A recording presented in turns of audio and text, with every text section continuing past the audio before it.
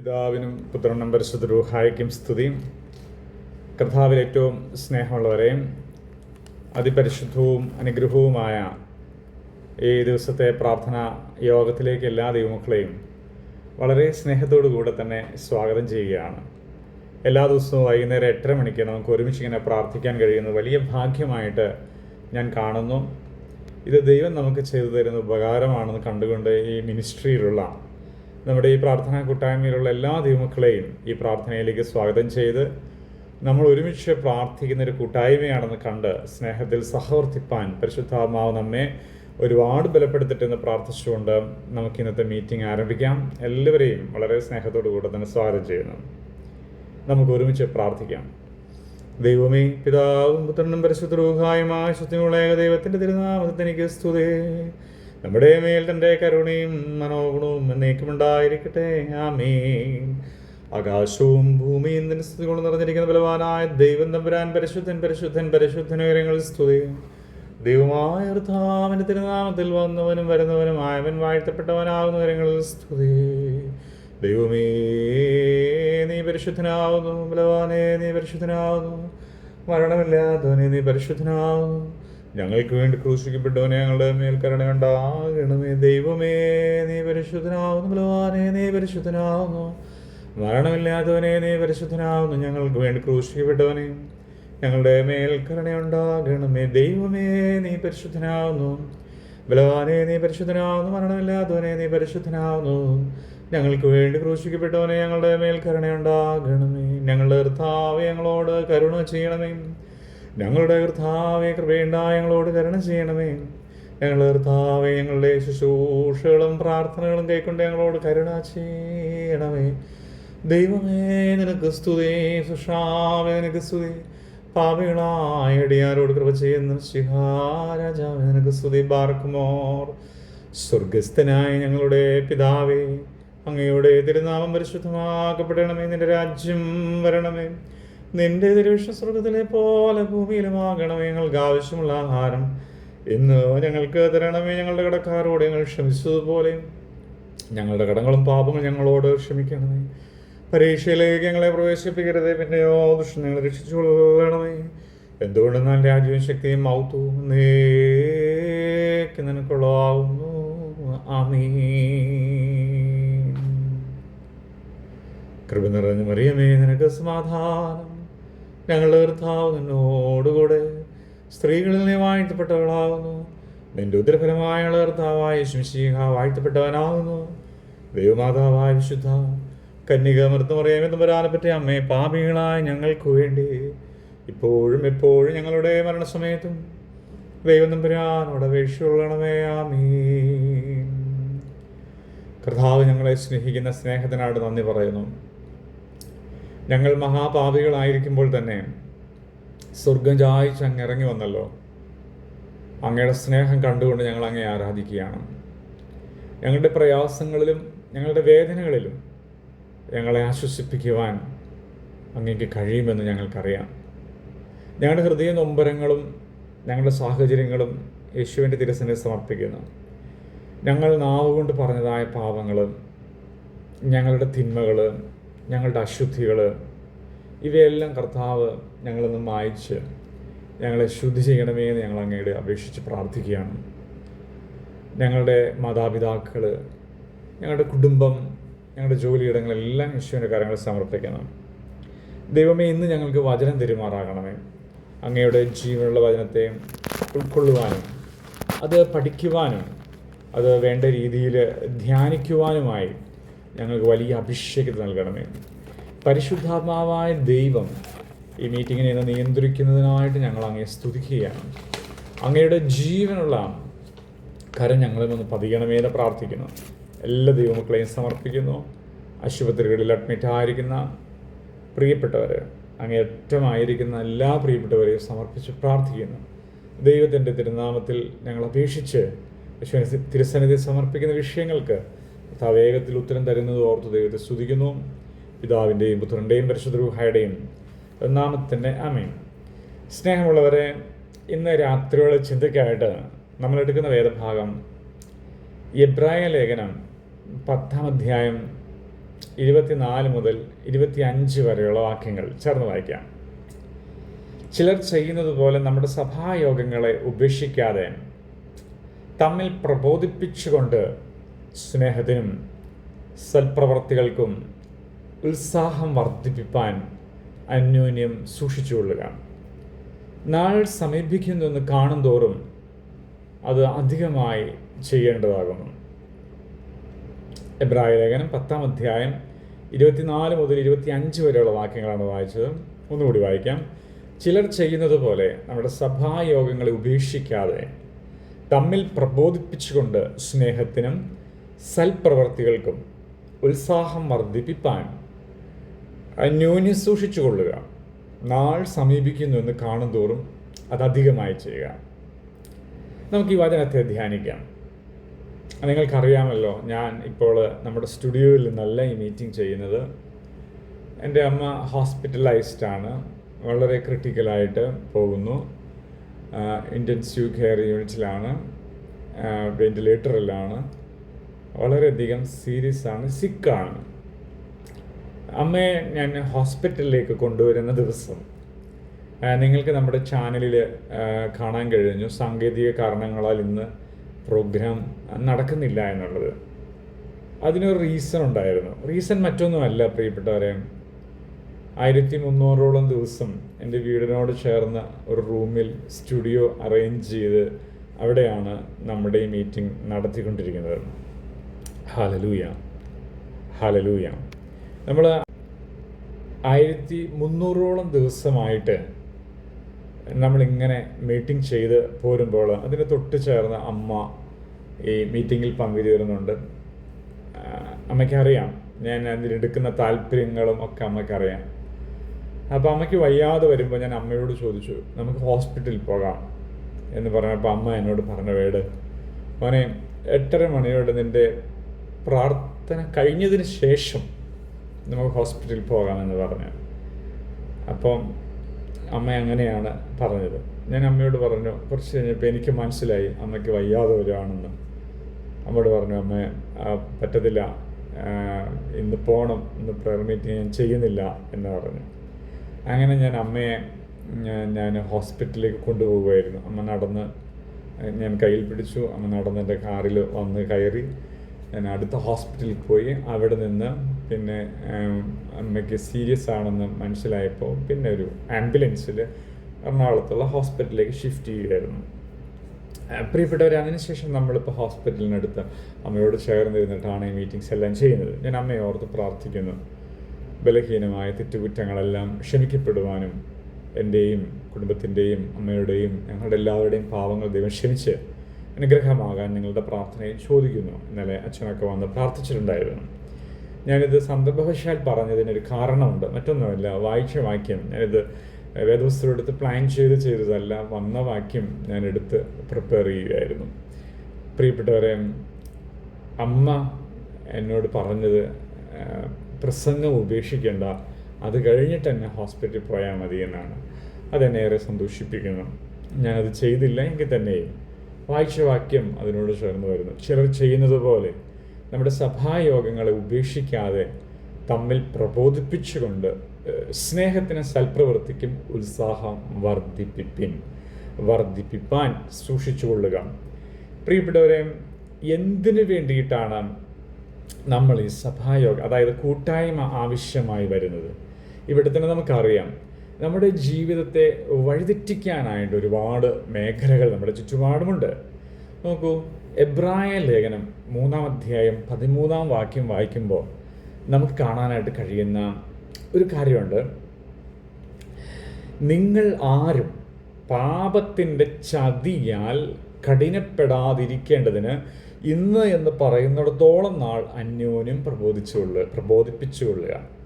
അപ്പം നമുക്കൊരു ഫെലോഷിപ്പ് ഇല്ല എങ്കിൽ, നമുക്കൊരു പ്രാർത്ഥനാ കൂട്ടായ്മ ഇല്ല എങ്കിൽ നാം ചിലപ്പോൾ ചതിക്കുഴികളിൽ വീഴാൻ സാധ്യതയുണ്ട്, പാപത്തിൻ്റെ ചതിക്കുഴികളിൽ. ഇപ്പോൾ എനിക്ക് സങ്കടങ്ങൾ വരുമ്പോൾ, എനിക്ക് തെറ്റുകൾ വരുമ്പോൾ, എൻ്റെ ജീവിതത്തിൻ്റെ സുപ്രധാനമായ കാര്യങ്ങൾ വരുമ്പോൾ എനിക്കാകെ ആശ്വാസമായി വരുന്നത് ദൈവസന്നിധിയിലുള്ള കൂട്ടായ്മയാണ്. കാരണം ഞാൻ ബലഹീനനും തെറ്റുകാരനുമാണ്, പക്ഷേ ഞാൻ ആശ്രയിച്ചിരിക്കുന്ന ദൈവം എന്നെ പ്രോപ്പർ വേയിൽ ഗൈഡ് ചെയ്യുന്നു. തക്ക സമയത്ത് നിങ്ങൾക്ക് ആഹാരം കിട്ടാനായിട്ട്, അല്ലെങ്കിൽ നിങ്ങൾക്ക് ഒരു വലിയ പ്രൊവിഷൻ ലൈഫിൽ ഉണ്ടാകാനായിട്ട് നിങ്ങൾ ദൈവ തിരുസന്നിധിയിൽ കാത്തിരുന്ന് പ്രാർത്ഥിക്കുക എന്ന വചനം പോലെ നമ്മൾ ഗൈഡ് ചെയ്യുന്ന, ഇടത്തോട്ടാണോ വലത്തോട്ടാണോ നീ ഡൈവേർട്ട് ചെയ്യേണ്ടത് എന്നുള്ള ഗൈഡൻസ് തരുന്ന ഒരു സ്പിരിച്വൽ ഫെലോഷിപ്പ്, ഇതാണ് നമ്മുടെ അസറ്റ് എന്ന് പറയുന്നത്. എസ്പെഷ്യലി മൈ ലൈഫ്, എൻ്റെ ജീവിതത്തിൽ എനിക്ക് സമ്പത്തായിട്ടുള്ളത് ഈ ഫെലോഷിപ്പാണ്. അതിനപ്പുറമായിട്ട് ഒരു ഫെലോഷിപ്പില്ല. അപ്പോൾ ഓർക്കേണ്ട കാര്യം, ദൈവം എപ്പോഴും പ്രവർത്തിക്കുന്നത് മനുഷ്യരിലൂടെയാണ്. എനിക്ക് എപ്പോൾ ക്രൈസിസ് വരുന്നുണ്ടോ, എപ്പോൾ പ്രശ്നങ്ങൾ വരുന്നുണ്ടോ, ദൈവത്തിൻ്റെ അധരത്തെ പലരുടെയും അധരത്തിലേക്ക് ചേർത്ത് വയ്ക്കാറുണ്ട്. സ്വാന്തനിപ്പിക്കുന്ന വാക്കുകളും കൂടെ ഇരിക്കുന്ന അനുഭവങ്ങളുമായി ഇന്നയോളം ദൈവം നമ്മെ പരിപാലിക്കുന്നു. അപ്പം ദൈവത്തിന് ഇടപെടാൻ ഫിസിക്കലി ദൈവം ഇടപെടുന്നത് മറ്റുള്ളവരിലൂടെയാണ്. അപ്പോൾ അതാണ് നമ്മുടെ അസറ്റ് എന്ന് പറയുന്നത്. അതായത് നമ്മൾ പോകുന്ന വഴിയിൽ നമ്മളെ നടത്തുന്ന ഒരു ദൈവസ്നേഹം, നമ്മെ കരുതുന്ന ഒരു ദൈവസ്നേഹം, നമ്മെ പരിപാലിക്കുന്ന ഒരു ദൈവസ്നേഹം. പ്രിയപ്പെട്ടവരെ, ഇതൊരു ഫെലോഷിപ്പിൽ നിന്ന്, ഒരു ദൈവ കൂട്ടായ്മയിൽ നിന്ന്, ഒരു വിശുദ്ധ ജീവിതത്തിൽ നിന്ന് നമുക്ക് ലഭിക്കുന്ന ഒരു ആത്മീയ അനുഭവമാണ്. ഇത് നമുക്കില്ല എങ്കിലും, ദൈവവുമായിട്ടുള്ള ഫെലോഷിപ്പ് നമുക്കില്ല എങ്കിൽ, ഈ ലോകത്ത് അനേക ചതിക്കുഴികളുണ്ട് എന്ന് തിരുവചനം നമ്മെ പഠിപ്പിക്കുന്നു. പാപത്തിൻ്റെ ചതിക്കുഴി, അതിനെക്കുറിച്ച് ബൈബിൾ പറയുന്നത് ഈ പാപത്തിൻ്റെ ചതിക്കുഴിയിൽ കഠിനപ്പെടുമെന്നാണ്. അത് നമ്മളെ മനുഷ്യനല്ലാതെയാക്കി മാറ്റുന്ന, ക്രൂവൽ മെൻറ്റാലിറ്റിയിലേക്ക് കൊണ്ടുപോകുന്ന ഒരു മാനസിക തലമാണത്. ഇപ്പോൾ ഫെലോഷിപ്പ് ഉള്ളവർ, ദൈവ കൂട്ടായ്മയുള്ളവർ നിർമ്മത്തരായിരിക്കും, അല്ലെങ്കിൽ അവരുടെ മനസ്സെപ്പോഴും സോഫ്റ്റായിരിക്കും. അതിന് വചനം പറയുന്നത്, നിങ്ങളുടെ കഠിനമായ ഹൃദയത്തെ ഞാൻ എടുത്തു മാറ്റി വളരെ സോഫ്റ്റായിട്ടുള്ള, മൃദുവായിട്ടുള്ള, വളരെ അനുഗ്രഹീതമായ ഒരു മൈൻഡ് ഞാൻ നിങ്ങൾക്ക് തരുന്നു എന്ന് വചനം പറയുന്നു. അതുകൊണ്ട് യേശുവിനെ സ്വീകരിച്ച, കർത്താവിനോട് കൂടെ ജീവിക്കുന്ന, കർത്താവിനോട് കൂടെ മുന്നോട്ട് പോകുന്ന ഒരു ദൈവ പൈതലിനെ കുറിച്ച് എപ്പോഴും നമുക്ക് പറയാൻ കഴിയുന്നത്, അവരിപ്പോഴും മറ്റുള്ളവരെ പോലെയല്ല, സോഫ്റ്റ് മൈൻഡഡ് ആയിരിക്കും, നല്ല ഹൃദയമുള്ളവരായിരിക്കും, സ്നേഹം കൊണ്ട് നിറയുന്നവരായിരിക്കും. ഹല്ലേലൂയ.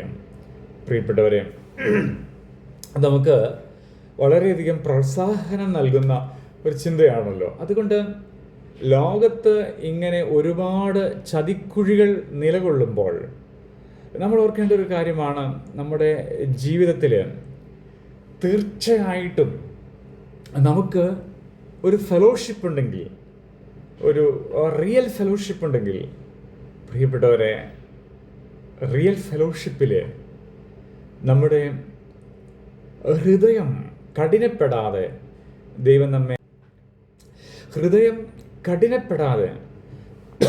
നമ്മെ സൂക്ഷിക്കുന്ന ദൈവം. എവിടെയാണ് കഠിനപ്പെടാതിരിക്കുന്നത്? പാപത്തിൽ. ഇപ്പോൾ നമ്മളുടെ ഒരു നേച്ചറാണ് നമ്മളൊരു തെറ്റ് ചെയ്തിട്ട് അതിനെ ന്യായീകരിക്കുന്നത്. എപ്പോഴും നമ്മളൊരു തെറ്റ് ചെയ്താൽ ന്യായീകരിച്ചുകൊണ്ടിരിക്കും. പക്ഷെ ഒരു ദൈവ പൈതലിനെ കുറിച്ച് നമ്മൾ പറയുന്നത്, അദ്ദേഹത്തിൻ്റെ ജീവിതത്തിൽ ഒരു തെറ്റ് വന്നാൽ പലപ്പോഴും ആ തെറ്റിനെ അദ്ദേഹം ന്യായീകരിക്കുകയില്ല. ഒരു പ്രാവശ്യമൊക്കെ പറഞ്ഞാലും ദൈവത്തിൻ്റെ പരിശുദ്ധാത്മാവ് എന്നെങ്കിലും അദ്ദേഹത്തിന് അത് ബോധ്യം കൊടുക്കുക. നീ ചെയ്ത കാര്യം തെറ്റാണ്, യുവർ ഡിസിഷൻ ഈസ് റോങ്, നീ എടുത്ത തീരുമാനം തെറ്റാണ്, നിൻ്റെ ചിന്തകളിൽ ഇന്ന വ്യത്യാസം ഉണ്ടായിരുന്നു, so you should take another വേ, മറ്റൊരു വഴി നീ തിരഞ്ഞെടുക്കണം, മറ്റൊരു വഴിയിലൂടെ നീ പോകണം, ഇതല്ല നിൻ്റെ വഴി എന്നൊരു ഗൈഡ് ലൈൻ ഹോളി സ്പിരിറ്റ്, ദൈവത്തിൻ്റെ പരിശുദ്ധാത്മാവ് തൻ്റെ മക്കൾക്ക് കൊടുക്കുന്നു. ഇതാണ് ഫെലോഷിപ്പ്. പരിശുദ്ധാത്മാവിനെക്കുറിച്ച് പറയുന്നത്, പരിശുദ്ധാത്മാവാണ് കാര്യസ്ഥൻ, ഗൈഡ് ലൈൻ കൊടുക്കുന്നവൻ. ഒരു വ്യക്തിയുടെ ജീവിതത്തിൽ എങ്ങനെയാണ് കാര്യങ്ങൾ വേണ്ടതെന്നുള്ള proper guideline in proper way അത് കൊടുക്കുന്നത് പ്രിയപ്പെട്ടവരെ ഹല്ലേലൂയ, ദൈവത്തിൻ്റെ പരിശുദ്ധാത്മാവാണ് ഒരു പ്രോപ്പർ വേ, ഒരു ഗൈഡ് ലൈൻ എങ്ങോട്ടാണ് പോകേണ്ടതെന്ന് ഓരോ വ്യക്തികൾക്കും കൊടുക്കുന്നത്. അതെത്ര സുന്ദരമാണല്ലേ, വളരെ മനോഹരമാണ്. അതുകൊണ്ട് ഒരുപാട് ചതിക്കുഴികളുള്ള ഈ ലോകത്ത്, ഒരുപാട് മിസ്റ്റേക്സ് ഉള്ള ഈ ലോകത്ത്, ഡിഫറെൻ്റ് ആയിരിക്കുന്ന പേഴ്സണാലിറ്റീസ്, പിശാചിൻ്റെ കൈകളിൽ അകപ്പെട്ടതായ വ്യത്യാസപ്പെട്ട ഒരുപാട് പേഴ്സണാലിറ്റീസ് ഉള്ള ഈ ലോകത്ത് ഞാനും നിങ്ങളും നമ്മുടെ മക്കളും തലമുറയും തെറ്റുകൂടാതെ ചലിക്കപ്പെടുവാൻ നമുക്കൊരു ഫെലോഷിപ്പ് ആവശ്യമാണ്. ആ ഫെലോഷിപ്പ് എന്ന് പറയുന്നത് ദൈവത്തിൻ്റെ കൂട്ടായ്മയാണ്. നമുക്കിത് സാധ്യമാകും. പക്ഷേ നമ്മൾ ഫസ്റ്റ് സ്റ്റെപ്പ് മനസ്സിലാക്കി, നിങ്ങൾക്ക് ചതിക്കുഴിയിൽ വീഴാതിരിക്കാൻ ഫെലോഷിപ്പ് വളരെ ആവശ്യമാണ്. ആദ്യം വായിച്ച എബ്രായ ലേഖനം 10-ാം അധ്യായത്തിലൂടെ നമ്മൾക്ക് പരിശുദ്ധാത്മാവ് പറയുന്നു, നീ ഒരിക്കലും ഈ ഫെലോഷിപ്പ് ഉപേക്ഷിക്കരുത്. ദൈവം എനിക്ക് ഭാഗ്യം തന്നു. എൻ്റെ അമ്മ ഹോസ്പിറ്റലിലായിരിക്കുമ്പോഴും എനിക്ക് വളരെ മനോഹരമായി ഈ ഫെലോഷിപ്പ് ചെയ്യാനായിട്ട് ദൈവം ഭാഗ്യം തന്നു. അത് മാത്രമല്ല, അമ്മ വളരെയധികം അങ്ങേയറ്റം എത്തിയിരിക്കുന്നു. ഈ മീറ്റിംഗ് കഴിഞ്ഞാൽ ഡോക്ടേഴ്സ് എന്നെ കാണാനായിട്ട് സാധ്യമാകും. അപ്പോൾ ഞാൻ ഡോക്ടേഴ്സിൻ്റെ അടുത്തേക്ക് ചെല്ലും. ഒട്ടും പോസിറ്റീവ് ആയിരിക്കുന്ന റെസ്പോൺസ് അല്ല എക്സ്പെക്റ്റ് ചെയ്യുന്നത്. നമ്മളുടെ അതിൻ്റെ പാരാമീറ്റേഴ്സ് അങ്ങനെയാണ് നമ്മോട് പറയുന്നത്. എനിവേ, യേശുവിൻ്റെ കരങ്ങളിൽ അമ്മയെ സമർപ്പിച്ചു. അമ്മയ്ക്ക് വേണ്ടിയിട്ടുള്ള പ്രാർത്ഥനകളെല്ലാം നടത്തി. അമ്മ സന്തോഷത്തിലാകാനായിട്ട് പ്രാർത്ഥിച്ചു. ഇന്നലത്തെ നമ്മുടെ മീറ്റിങ്ങിൽ അമ്മയ്ക്ക് ഹാപ്പിനെസ് ഉണ്ടാകാൻ പ്രാർത്ഥിച്ചു. ഞാൻ അമ്മയുടെ അടുത്ത് മീറ്റിംഗ് കഴിഞ്ഞ് ചേർന്നിട്ട് ഞാൻ അമ്മയോട് പറഞ്ഞു, അമ്മയെ ഒന്ന് ചിരിക്കാൻ പറഞ്ഞു. വളരെയധികം ട്യൂബുകളാലൊക്കെ കണക്റ്റഡ് ആയിരിക്കുന്ന ഒരു അറ്റ്മോസ്ഫിയറിൽ ഒരു കുഞ്ഞ് ചിരിക്കുന്നത് പോലെ വളരെ മനോഹരമായി എൻ്റെ നേരെ നന്നായിട്ട് ചിരിച്ച് അമ്മ വളരെയധികം കോൺഫിഡൻ്റ് ആയിട്ടിരിക്കുന്നത് നമുക്ക് ഫീൽ ചെയ്യുകയാണ്. വളരെയധികം സന്തോഷത്തോടു കൂടെയാണ് അമ്മ അങ്ങനെ ഇരുന്നത് ഞാൻ കാണുന്നത്. ദൈവത്തിന് സ്തുതി. Hallelujah, hallelujah. വളരെയധികം ഹാപ്പി ആയിട്ട് തമ്പുരാൻ അമ്മയെ ഇരുത്തിയത് ഞാൻ കണ്ടു. അപ്പോൾ എനിക്ക് ദൈവം തന്നൊരു ഭാഗ്യമായിട്ടാണ് പ്രിയപ്പെട്ടവരെ ഞാനിതിനെ, ദൈവം തന്ന വലിയ ഭാഗ്യമായിട്ട് ഇതിനെ കാണുമ്പോൾ ഒരുപാട് സാക്ഷ്യങ്ങളുണ്ട്.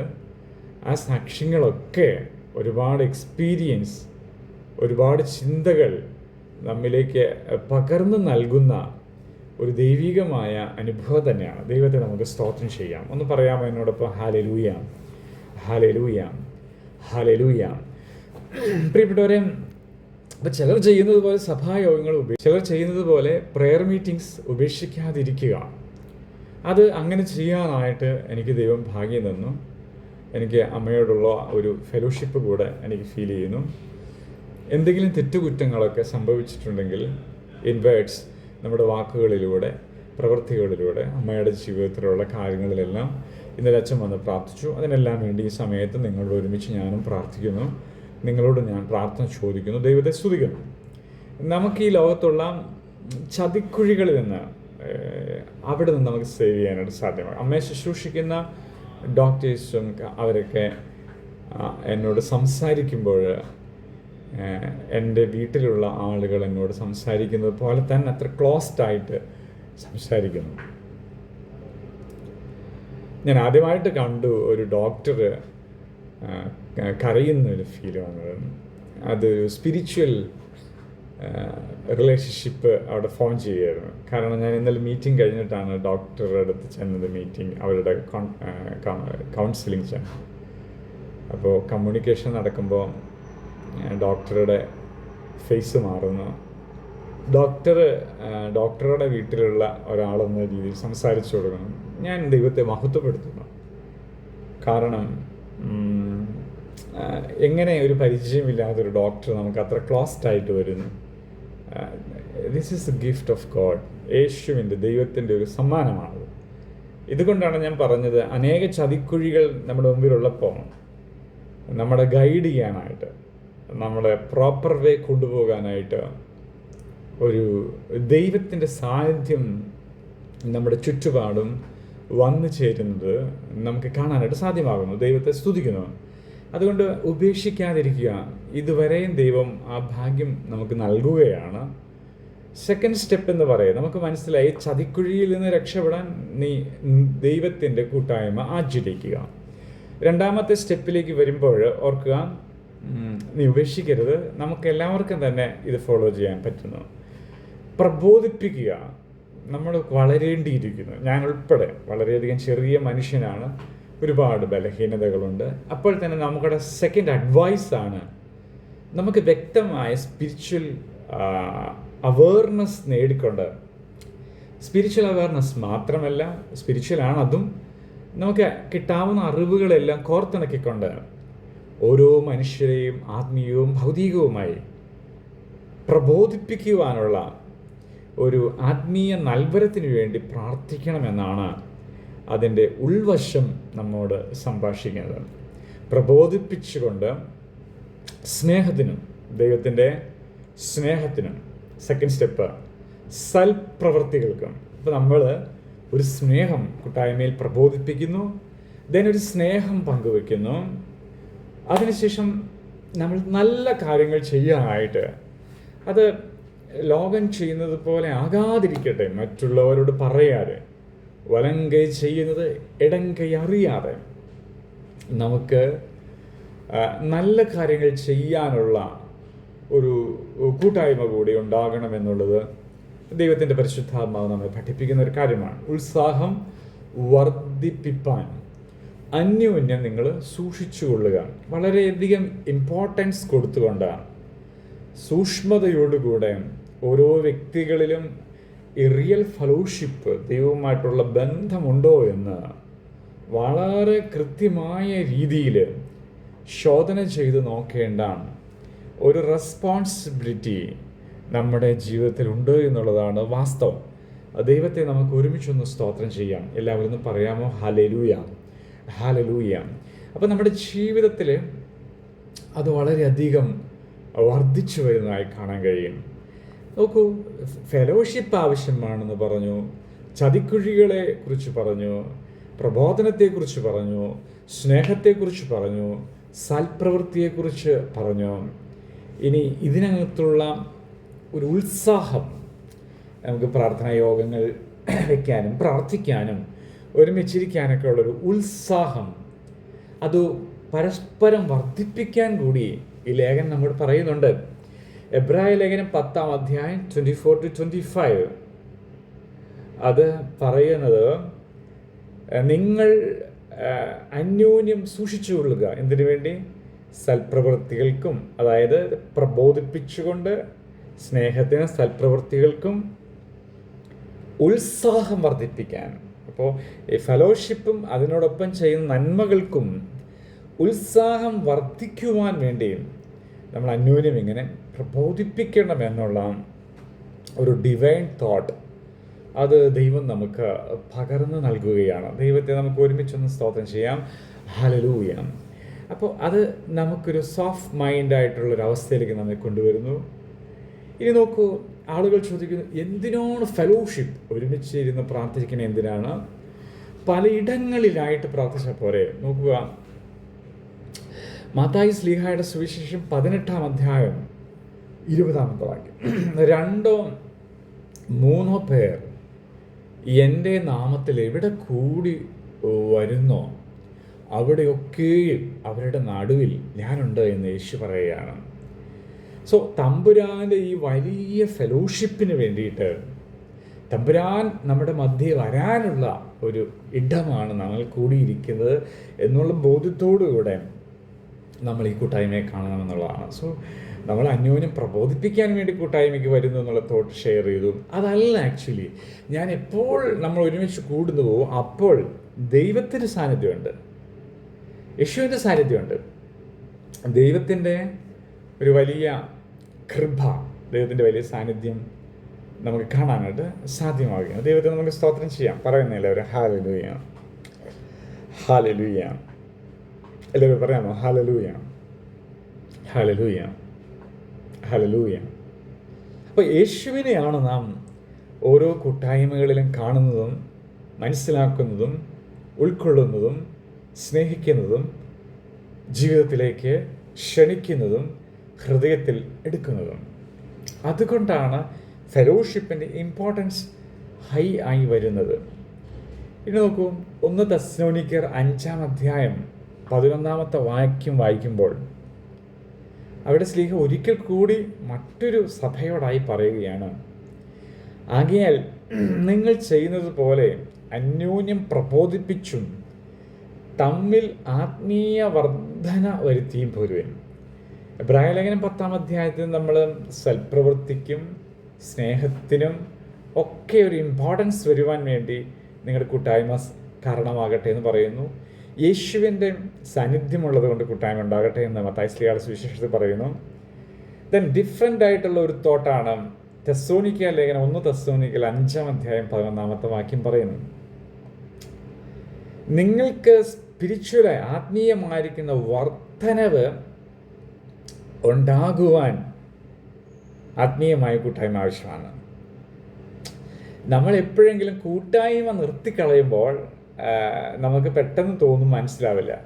പക്ഷെ കുറച്ച് ദിവസങ്ങൾ കഴിയുമ്പോൾ, കുറച്ച് സമയങ്ങൾ കഴിയുമ്പോൾ നമ്മുടെ ജീവിതത്തിൽ ഈ എന്താ പറയണത്, നമ്മളൊരു ശൂന്യതയിലേക്ക് പോകുന്നത് പോലെ ഫീൽ ചെയ്യും. പക്ഷെ നമ്മൾ ഒരു റിയൽ ഫെലോഷിപ്പിൽ കർത്താവിനോട് ഒരുമിച്ച് വളരെ കൃത്യമായി പ്രാർത്ഥിച്ചു കൊണ്ടിരിക്കുകയാണെങ്കിൽ നമ്മുടെ ആത്മീയമായ വർധനവുണ്ടാകും.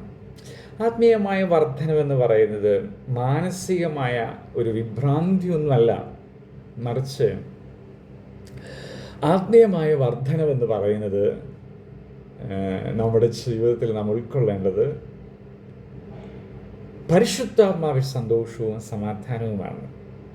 ദൈവരാജ്യം എന്ന് പറയുന്നത് പരിശുദ്ധാത്മാവിൽ സന്തോഷവും സമാധാനവുമാണ്. ഫെലോഷിപ്പ്, ദൈവത്തോടുള്ള ഫെലോഷിപ്പ്, അവിടെ ഹോളി സ്പിരിറ്റ് ഉണ്ട്. ആ ഹോളി സ്പിരിറ്റിൻ്റെ അനുഭവം നമുക്ക് ഒരുപാട് ആത്മീയ വർധന വരുത്തുന്നു.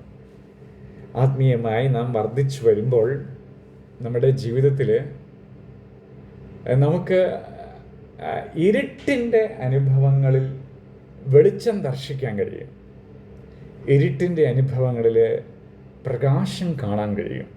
എത്ര സുന്ദരമാണല്ലേ! വളരെയധികം മനോഹരമായ ഒരു സ്പിരിച്വൽ തോട്ടാണ് അത്. അതുകൊണ്ട് ദൈവത്തെ നമുക്ക് സ്തോത്രം ചെയ്യാം. അപ്പോൾ ഫെലോഷിപ്പ് എന്ന് പറയുന്നത് സ്പിരിച്വലായിരിക്കുന്ന, ആത്മീയമായിരിക്കുന്ന ഒരു വർധനവിന് വേണ്ടി കൂടിയുള്ളതാണ്. ദൈവത്തെ നമുക്ക് സ്തോത്രം ചെയ്യാം, ദൈവത്തെ നമുക്ക് സ്തുതിക്കാം, കർത്താവിനെ നമുക്ക് മഹത്വീകരിക്കാം, ദൈവത്തെ നമുക്കൊന്ന് ആരാധിക്കാം. എല്ലാവരും എന്നോടൊപ്പം ഒന്ന് പറയാമോ? Hallelujah, hallelujah, hallelujah, hallelujah, hallelujah, hallelujah. യേശുവേ സ്തോത്രം, യേശുവേ നന്ദി, ഹല്ലേലൂയ. പ്രിയപ്പെട്ടവരെ, അതുകൊണ്ട് ഫെലോഷിപ്പിനെ കുറിച്ച് നമ്മൾ അത്രയധികം ബോധവാന്മാരാക്കുക. നമുക്ക് ഇന്നത്തെ മീറ്റിംഗ് അല്പം നേരത്തെ വൈൻഡപ്പ് ചെയ്യാനായിട്ട് ശ്രമിക്കുന്നു. ഞാൻ കുറച്ച് സമയമായിട്ട് മാത്രം ചുരുക്കുന്നു. അപ്പോൾ നമ്മൾ വായിച്ച വാക്യത്തിൻ്റെ മറ്റൊരു ഭാഗം കൂടി ചിന്തിച്ച് വേഗത്തിൽ അവസാനിപ്പിക്കുവാനായിട്ട് പരിശ്രമിക്കാം. എബ്രായ ലേഖനം 10-ാം അധ്യായത്തിൽ നിന്നാണ് നമ്മൾ ആരംഭിച്ചത്. അതിൻ്റെ അവസാന ഭാഗമുണ്ട്. നാൾ സമീപിക്കുന്നു എന്ന് കാണും തോറും അത് അധികമായി ചെയ്യേണ്ടതാകണം. ഈ നാൾ സമീപിക്കുന്നു എന്ന് പറയുന്നത് യേശുക്രിസ്തുവിൻ്റെ വരവിനോടുള്ള ബന്ധത്തിലാണത് പറയുന്നത്. പക്ഷേ അത് നമുക്ക് പല രീതിയിൽ വ്യാഖ്യാനിക്കാം. കാരണം കർത്താവ് വരുന്നതിന് മുമ്പ് ഒരു മനുഷ്യൻ ഈ ലോകത്തു നിന്ന് യാത്രയാകാം, മരണം വഴിയായി ലോകത്തു നിന്ന് യാത്രയാകാം. അപ്പം നമുക്കൊക്കെ എപ്പോഴാണ് മരണം വരുന്നതെന്ന് അറിയത്തില്ല. നമ്മുടെ ജീവിതത്തിൽ എപ്പോഴാണ് മരണത്തിൻ്റെ അവസ്ഥയെന്ന് നമുക്കറിയില്ല. അപ്പോൾ നാൾ സമീപിക്കുന്നു എന്ന് കാണുന്തോറും അത് നമുക്കറിയില്ലാത്തതുകൊണ്ട് എപ്പോഴും, അല്ലെങ്കിൽ നമുക്ക് ഒരു കൂട്ടായ്മയ്ക്ക് ദൈവത്തോടുള്ള ബന്ധം എപ്പോഴും ഉണ്ടാകണമെന്നാണ് ആ ചിന്ത വരുന്നത്. ഇനി പ്രത്യേകമായിട്ട് നമുക്കിന്ന് ഇഷ്യൂസ് വരികയാണ്. അതിനെ ഈ നാൾ സമീപിക്കുന്നു എന്നതിനോട് നമുക്ക് ഒരു സാമ്യപ്പെടുത്തി ചിന്തിക്കാം. പെട്ടെന്ന് നമുക്കൊരു ക്രൈസിസ് വരികയാണ്. ഒരു രോഗം വന്നു, ഒരു ഹോസ്പിറ്റൽ ഇഷ്യൂ വന്നു, താങ്ങാൻ പറ്റാത്ത രീതിയിലൊരു ഫിനാൻഷ്യൽ ക്രൈസിസ് വന്നു, ചില പ്രയാസങ്ങളിലൂടെ കടന്നു പോകേണ്ടി വന്നു. ദൈവമക്കളെ, അങ്ങനെയുള്ള ഓരോ മേഖലകളിലും ഓരോ സന്ദർഭങ്ങളിലും ഈ ഒരു അഡ്വൈസ് ഒരുപാട് ഗുണം ചെയ്യും. നാൾ സമീപിക്കുന്നെന്ന് കാണും തോറും അത് അധികമായി ചെയ്യുക. സോ നീ അധികമായി വായിക്കുക, നീ അധികമായി ദൈവത്തെക്കുറിച്ച് ചിന്തിക്കുക, നീ അധികമായി പ്രാർത്ഥിക്കുക. എനിക്കെപ്പോഴും പറയാനുള്ളത്, നിങ്ങൾ ഒട്ടും നിങ്ങൾക്ക് ബുദ്ധിമുട്ട് താങ്ങാൻ പറ്റാതിരിക്കുമ്പോൾ നിങ്ങൾ വായിക്കേണ്ടത് സങ്കീർത്തനങ്ങളാണ്. ഞാൻ അങ്ങനെ ചെയ്തു. അമ്മയെ ഞാൻ ഇന്നലെ പറഞ്ഞിരുന്നു നിങ്ങളോട്. അമ്മയെ ഞാൻ ഹോസ്പിറ്റലിൽ ഫസ്റ്റ് കൊണ്ടുപോകുമ്പോൾ അവർ കടിയാക്കിനെ കുറിച്ച് പറഞ്ഞു, ഹൃദയ സംബന്ധമായ ഇഷ്യൂസ് ഉണ്ടെന്ന് പറഞ്ഞപ്പോൾ ഈ ഹോസ്പിറ്റലിലേക്ക് ഷിഫ്റ്റ് ചെയ്യുകയാണ്. ആ ടൈമിൽ ഞാൻ ആ കാഷ്വാലിറ്റിയിൽ അവിടെ ഇരുന്നു കൊണ്ട് അവരുടെ ഒരു ചെറിയൊരു ഇൻറ്റൻസീവ് യൂണിറ്റ് ഉണ്ട്, അതിൻ്റെ ഫ്രണ്ടിലിരുന്നു കൊണ്ട് എനിക്ക് പെട്ടെന്ന് ഡിസിഷൻസ് എടുക്കാനായിട്ട്, മീൻസ് അറ്റ്മോസ്ഫിയറിലേക്ക് വരാൻ പറ്റാതെ വരുമ്പോൾ ഞാൻ മൊബൈലിൽ സങ്കീർത്തനം എടുത്ത് വായിച്ചു തുടങ്ങി. അപ്പോൾ നമ്മൾ സാധാരണഗതിയിൽ വായിക്കുന്നത് പോലെയല്ല, അതിൻ്റെ ഓരോ വാക്കുകളും നമ്മുടെ ജീവിത സാഹചര്യവുമായിട്ട് ഒരുപാട് കണക്ട് ചെയ്ത് വരുന്നത് പോലെ ഫീൽ ചെയ്തു. അപ്പോൾ എനിക്ക് ഒരുപാട് ചിന്തകൾ വീണ്ടും കടന്നു വന്നു. നമ്മൾ ഈ ചെയ്യുന്ന ദൈവിക ശുശ്രൂഷയുടെ വാല്യൂ എനിക്ക് ദൈവം കാണിച്ചു തന്നു. നമ്മൾ പറയുന്ന വാക്യങ്ങളും വചനങ്ങളും യേശു നിൻ്റെ കൂടെ ഉണ്ടെന്ന് പറയുന്നതൊക്കെ എത്രയോ ആളുകൾക്ക് ആശ്വാസം കൊടുക്കുന്നുവെന്ന് എനിക്ക് ഒരിക്കൽ കൂടി ദൈവം കാണിച്ചു തന്നു. വളരെ വളരെ ശാന്തത പതുക്കെ വരാൻ തുടങ്ങി, കോൺഫിഡൻസ് വരാൻ തുടങ്ങി. ഡോക്ടേഴ്സ് വന്നു, ഓരോരുത്തർ പോസിറ്റീവായിട്ട്, മീൻസ് നല്ല രീതിയിൽ അത് ഇടപെടാനായിട്ട് തുടങ്ങി. പെട്ടെന്ന് ഡിസിഷൻസ് വരുന്നു. എനിക്ക് വല്ലാത്തൊരു മൈൻഡിലൊരു കോൺഫിഡൻസ് വരുന്നു. അത് വല്ലാത്തൊരു കൃപയാണ്. ഞാൻ എന്തിനാ അത് ഷെയർ ചെയ്തു എന്ന് ചോദിച്ചാലും, അധികമായി ചെയ്യുക. എപ്പോഴെങ്കിലും നിങ്ങൾക്കൊരു ക്രൈസിസ് വരുമ്പോൾ നിങ്ങൾ വേദപുസ്തകം എടുക്കുക, വായിക്കുക. അതിൽ സങ്കീർത്തനങ്ങൾ ഒരു മനുഷ്യൻ്റെ പ്രാർത്ഥനയാണ്. എപ്പോഴും നമുക്കത് കുറച്ചുകൂടി ക്ലാസ് വാച്ച് ചെയ്ത് വായിക്കാനായിട്ട് സാധ്യമാകും. എല്ലാം ഓക്കെയാണ്, നമ്മളത് ചെയ്യുക. അപ്പോൾ അതൊരു ഫെലോഷിപ്പാണ്. നമ്മുടെ പേഴ്സണലായിട്ട് ദൈവത്തോടടുത്തുള്ള ഒരു കൂട്ടായ്മയാണ് പ്രാർത്ഥന എന്ന് പറയുന്നത്. സോ നാൾ സമീപിക്കും തോറും അധികമായി ചെയ്യുക എന്ന് പറഞ്ഞാൽ, എപ്പോഴാണ് നിങ്ങൾക്കൊരു ക്രൈസിസ് വരുന്നത്, എപ്പോഴാണ് നിങ്ങൾക്കൊരു ഇഷ്യൂ വരുന്നത്, നിങ്ങൾ അധികമായി ചെയ്യുക. ഉപേക്ഷിക്കാതിരിക്കുക, സ്നേഹിക്കുക, ദൈവത്തെ സ്നേഹിക്കുക. ദൈവത്തെ സ്നേഹിക്കുന്നവർക്ക് എല്ലാം നന്മയ്ക്കായി കൂടി വ്യാപരിപ്പിക്കും. ഒരു ദോഷമോ ഒരു കോട്ടമോ വരാതെ അവർ ദൈവം നടത്തുന്നതായിട്ട് നമുക്ക് കാണാനായിട്ട് കഴിയും. സോ ദൈവം നമ്മെ ഈ കൂട്ടായ്മയിലേക്ക് വിളിച്ചിരിക്കുന്നു. ഈ കൂട്ടായ്മ എന്ന് പറഞ്ഞാൽ ഈ മിനിസ്ട്രിയുടെ കൂട്ടായ്മയല്ല. ഇത് യേശുവിൻ്റെ സഭയുടെ, ശരീരമാകുന്ന സഭയുടെ ഒരു പോർഷൻ മാത്രമാണ്. റിയൽ ഫെലോഷിപ്പ് എന്ന് പറയുന്നത് യേശുവിനോട് ചേർന്നുള്ള കൂട്ടായ്മയാണ്. കൂട്ടായ്മ എന്ന് എപ്പോഴും പറയുമ്പോൾ യേശുവിനൊപ്പം ഇരിക്കുന്ന അവസ്ഥയാണ്.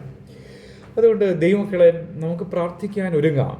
ദൈവത്തെ നമുക്ക് സ്തോത്രം ചെയ്യാം, ദൈവത്തെ നമുക്ക് സ്തുതിക്കാം, നമുക്ക് ദൈവത്തോട് വിധേയപ്പെട്ട് പ്രാർത്ഥിക്കാം. Hallelujah, hallelujah. നമുക്ക് പ്രാർത്ഥിക്കാൻ ഒരുങ്ങാം. പിതാവും പുത്രനും പരിശുദ്ധ റൂഹായുമായ എൻ്റെ കർത്താവും ദൈവമായവനെ, ഞങ്ങളുടെ യേശുവേ, ഞങ്ങളുടെ മധ്യ അങ്ങ് വന്നിരിക്കുന്ന കൃപയ്ക്കായിട്ട് നന്ദി പറയുന്നു. അങ്ങേയുമായിട്ടുള്ള ഫെലോഷിപ്പ് ഒരിക്കൽ പോലും ഉപേക്ഷിക്കാതെ ഒരു വിശുദ്ധ ജീവിതം നയിച്ച് അനുഗ്രഹത്തോടെ പോകുവാൻ ഞങ്ങളെല്ലാവരെയും ദൈവം സഹായിക്കുമാറാകണമേ എന്ന് പ്രാർത്ഥിക്കുന്നു. ദൈവത്തിന് സ്തുതിയും കർത്താവിന് മഹത്വം കരയറ്റുന്നു. വിവിധങ്ങളായ പ്രയാസങ്ങളോടും വേദനകളോടും കൂടെ ആയിരിക്കുന്ന എല്ലാ പ്രിയപ്പെട്ടവരെയും യേശുവിൻ്റെ പൊന്നുകരങ്ങളിൽ സമർപ്പിച്ച് പ്രാർത്ഥിക്കുന്നു. രോഗശയ്യയിലായിരിക്കുന്നവരെ സമർപ്പിക്കുന്നു. സർജറിക്ക് വേണ്ടി ഒരുങ്ങുന്നവരെ സമർപ്പിച്ച് പ്രാർത്ഥിക്കുന്നു. അതുപോലെ തന്നെ ക്ലേശമായ ഫിനാൻഷ്യൽ ക്രൈസിസ് ഉള്ളവരെ സമർപ്പിക്കുന്നു. രോഗാവസ്ഥയിലുള്ളവരെ സമർപ്പിക്കുന്നു. ഞങ്ങളുടെ എല്ലാ പ്രയാസങ്ങളും യേശുവിൻ്റെ കണ്ണിൽ സമർപ്പിക്കുന്നു. ഞങ്ങൾക്കൊരു ആത്മീയ ജീവിതം നയിപ്പാൻ ദൈവം ഭാഗ്യം തരണമേ. കർത്താവെ, അമ്മയ്ക്ക് വേണ്ടി പ്രാർത്ഥിക്കുന്നു. അമ്മ കർത്താവിൻ്റെ സന്നിധിയിൽ യേശുവിൻ്റെ കരങ്ങളിലാകുവാൻ, സന്തോഷത്തിലാകുവാൻ, അങ്ങയുടെ ഹിതം ഏറ്റവും മനോഹരമായി അമ്മയുടെ ജീവിതത്തിൽ നടക്കുവാൻ, അമ്മയും ഞങ്ങളും ഞങ്ങളുടെ ജീവിതത്തിൽ വന്നതായ തെറ്റുകുറ്റങ്ങൾ കർത്താവ് ക്ഷമിച്ച് മനോഹരമായ ഒരു സ്പിരിച്വൽ അറ്റ്മോസ്ഫിയറിൽ ഞങ്ങളെ കൊണ്ടുപോകണമേ എന്ന് പ്രാർത്ഥിക്കുന്നു. കൂട്ടായ്മയിൽ അമ്മയ്ക്ക് വേണ്ടി പ്രാർത്ഥിച്ച എല്ലാവരെയും യേശുവിൻ്റെ കരങ്ങളിലേക്ക് സമർപ്പിക്കുന്നു. ദൈവം ഞങ്ങളോട് കൂടെ ഇരിക്കുന്നതിനായിട്ട് ഞങ്ങൾ അങ്ങേക്ക് സ്തുതി കരയറ്റുകയാണ്. നല്ലവനായ ദൈവമേ, നിനക്ക് കൊടാനുകൂടി സ്തുതി. നല്ലവനായ യേശുവേ, നിനക്ക് കൊടാനുകൂടി മഹത്വം. നീ അതിശ്രേഷ്ഠമായി പരിപാലിക്കുന്ന ദൈവമാണല്ലോ. നീ വഴിയും സത്യവും ജീവനുമാകുന്നല്ലോ. അങ്ങാകുന്നുവല്ലോ പ്രോപ്പറായിട്ട് ഞങ്ങളെ ഗൈഡ് ചെയ്യുന്നത്. നിൻ്റെ ഗൈഡ് ലൈൻ ഒരുപാട് വലുതാണെന്ന് ഞാനിതാ തിരിച്ചറിയുന്നു. ദൈവത്തെ സ്തോത്രം ചെയ്യുന്നു.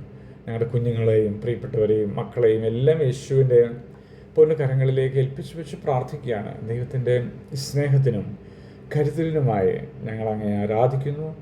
ദൈവമേ, ഞങ്ങളങ്ങേക്ക് സ്തോത്രം ചെയ്യുന്നു. Hallelujah, hallelujah, hallelujah, hallelujah. യേശുവേ, ഞങ്ങൾ സഭയ്ക്ക് വേണ്ടി പ്രാർത്ഥിക്കുന്നു, കൂട്ടായ്മയ്ക്ക് വേണ്ടി പ്രാർത്ഥിക്കുന്നു. ഈ ശുശ്രൂഷ സ്പോൺസർ ചെയ്ത കുടുംബത്തെ സമർപ്പിച്ച് പ്രാർത്ഥിക്കുന്നു. യേശുവേ, ഇതിനോട് വിധേയത്വം കാണിക്കുന്ന എല്ലാ പ്രിയപ്പെട്ടവരെയും ഓർത്ത് പ്രാർത്ഥിക്കുന്നു. ഈ മിനിസ്ട്രിയുടെ അംഗങ്ങളെ ഓർത്ത് പ്രാർത്ഥിക്കുന്നു. യേശുവേ, തമ്പുരാനെ പറ്റി അമ്മയുടെ മാധ്യസ്ഥത, ശ്ലീഹന്മാരുടെ സകല പരിശുദ്ധന്മാരുടെ മാധ്യസ്ഥത ഞങ്ങൾ ചോദിക്കുന്നു. 3 നോമ്പിലേക്ക് കർത്താവെ സഭ പ്രവേശിച്ചപ്പോൾ 3 ദിവസം മത്സ്യത്തിൻ്റെ ഉള്ളിൽ യോനയായിരുന്നതുപോലെ സ്പിരിച്വൽ പ്രയർ ലൈഫിൽ സഭയാകുമ്പോൾ അതിനോടൊപ്പം ഈ മിനിസ്ട്രിയും ചേർന്ന് പ്രാർത്ഥിക്കുന്നു.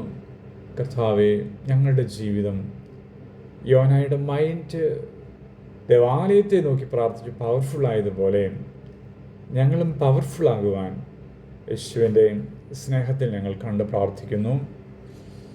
എല്ലാ വിഷയങ്ങളും ഒരിക്കൽ കൂടി സമർപ്പിച്ച് പ്രാർത്ഥിക്കുന്നു. പിതാവിൻ്റെയും പുത്രൻ്റെയും പരിശുദ്ധ റൂഹായുടെയും നാമത്തിൽ തന്നെ ആമീൻ. സ്വർഗസ്സനായ ഞങ്ങളുടെ പിതാവേ, നിന്റെ തിരുനാമം പരിശുദ്ധമാക്കപ്പെടണമേ. നിന്റെ രാജ്യം വരണമേ. നിന്റെ തിരുവിഷ്ടം സ്വർഗത്തിലെ പോലെ ഭൂമിയിലുമാകണമേ. ഞങ്ങൾക്ക് ആവശ്യമുള്ള ആഹാരം ഇന്ന് ഞങ്ങൾക്ക് തരണമേ. ഞങ്ങളുടെ കടക്കാരോട് ഞങ്ങൾ ക്ഷമിച്ചതുപോലെ ഞങ്ങളുടെ കടങ്ങളും പാപങ്ങളും ഞങ്ങളോട് ക്ഷമിക്കണമേ. പരീക്ഷയിലേക്ക് ഞങ്ങളെ പ്രവേശിപ്പിക്കരുതേ, പിന്നെയോ ദുഷ്ടൻ ഞങ്ങളെ രക്ഷിച്ചുകൊള്ളണമേ. എന്തുകൊണ്ടെന്നാൽ രാജ്യവും ശക്തിയും തോന്നേക്ക് നിനക്കുള്ളതാവുന്നു. ആമീൻ. കൃപ നിറഞ്ഞ മറിയമേ, നിനക്ക് സമാധാനം. ഞങ്ങളുടെ ഭർത്താവ് നിന്നോടുകൂടെ സ്ത്രീകളിൽ നീ വാഴ്ത്തപ്പെട്ടവളാകുന്നു. നിന്റെ ഉദരഫലമായ ഭർത്താവായ ശംശിഹ വാഴ്ത്തപ്പെട്ടവനാകുന്നു. ദൈവമാതാവായ വിശുദ്ധനെ മർത്തമറിയമേ, തമ്പുരാനെ പറ്റി അമ്മേ, ഭാവികളായ ഞങ്ങൾക്ക് വേണ്ടി ഇപ്പോഴും എപ്പോഴും ഞങ്ങളുടെ മരണസമയത്തും ദൈവം തമ്പുരാനോട് അപേക്ഷിച്ചു കൊള്ളണമേ. ആമീൻ. സ്നേഹമുള്ളവരെ, എല്ലാവരുടെയും നന്ദി സ്നേഹം അറിയിക്കുന്നു. നിങ്ങൾ പ്രാർത്ഥിച്ചതും നിങ്ങൾ സ്നേഹിച്ച സ്നേഹമൊക്കെ ഓർത്ത് ദൈവത്തെ സ്തുതിക്കുന്നു. നാളെ വൈകുന്നേരം 8:30 മണിക്ക് നമുക്ക് വീണ്ടും ഒരുമിച്ച് പ്രാർത്ഥിക്കാം. അതുവരെ ദൈവം നമ്മെ സൂക്ഷിക്കേണ്ട ദൈവം തിരുനാമം മാത്രം മഹത്വപ്പെടുമാറാകട്ടെ. ആമീൻ.